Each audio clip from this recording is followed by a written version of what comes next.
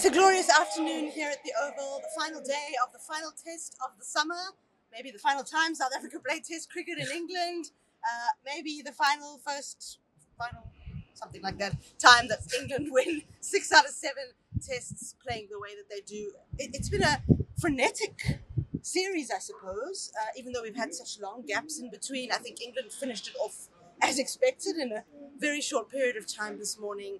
Do you think this underlines the way they're going to play Test cricket going forward? It stamps Ben Stokes' style as captain, and it sets them up for the next World Test Championship.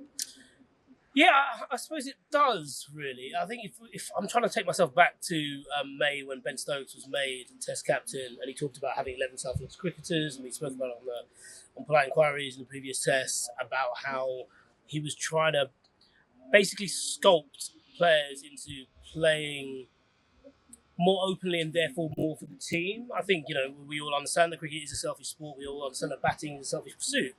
And it's there's a necessary selfishness to it. You can ask South Africa today. You could argue that throughout the series they haven't been selfish enough. But it was something about the way that, Zach Crawley saw it out to the end. Zach Crawley, who I didn't think would see out the end of the summer, and has come in with the final stanza and done something quite brilliant, and has weirdly embodied the floor, I suppose. And I mean like FLOOR as well as FLAW of what McCullum and Stokes are trying to do, because he is the lowest of the low in terms of he's not regarded to be consistent. He has to go out there and try, and occasionally he'll come off and score. That's batting, isn't it? Right? It is, yeah. It's actually batting. And weirdly, to borrow a statistic from Matt Rollo, who deleted it because he's a little bit of a coward. Zach Crawley now averages 23 this summer, and all other openers, including Alex Lees at the other end, including Pujara, Shubman Gill, including Will Young, Tom Latham, Dean Elgar, Cyril Hervé, they average 23.46 together. Sure, okay. So good stats. He's not done well, but maybe in the grand scheme of things, relatively, he's not done badly. He's not done any worse than anyone else, really, is what you're that's saying. probably a better way of putting it. Yeah, exactly. Yeah. I think in hearing those numbers, South Africa are not going to feel any better. And just in listening to the reaction coming out of their camp, we're hearing words like, we're disappointed that we missed an opportunity. And I think we're going back there because the opportunity missed what happened at Old Trafford. It was changing the winning team. It was putting yourself in a situation where you had to bat first. There's been a lot of discussion around, is it a case of the toss decides the match? And Kagiso Rabada said as much. Stuart Broad spoke about it being too bowler-friendly. Do you think conditions were that extreme? It felt like it, but it's hard to say, isn't it? Because if the batting is so poor, then the bowling conditions, do look like they're exaggerated to a point, don't they? I didn't feel that, it didn't swing that much. There was a lot of nibble off the surface, but the bowlers had to work that out themselves. But it didn't swing that much, and I think there was a point. Maybe you can go through the dismissals and think. Actually, bowlers did very well. Batsmen didn't make too many mistakes, but there were enough misjudgments, and I think maybe, Sarah Lowe, in an interview with you about a couple of weeks ago, said that you earn your bacon making as an opener in England. It's the hardest place to do it. And it feels like no one trusted, as per my stat before, but fundamentally, everyone was just more and more exposed to the new ball, right down to, I suppose, Carl Verena coming in the way yesterday, dropping down a position, presumably because Wijnaldum's better at facing that newer ball than his. And so, everything kind of fell out of sync. And I suppose, England bowled very well. I think South Africa bowled exceptionally well as well. But they both took advantage of two pretty lacklustre results. And then batting lineup, sorry. No, exactly.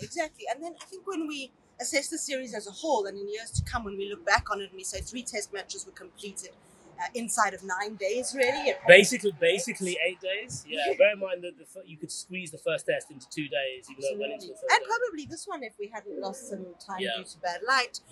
And are we going to remember it as a series where we had some really brave / poor / misjudged batting on display, rather than we had exceptional bowling, or do they kind of cancel each other out? And so we had some very good, some very bad, and some pretty average stuff.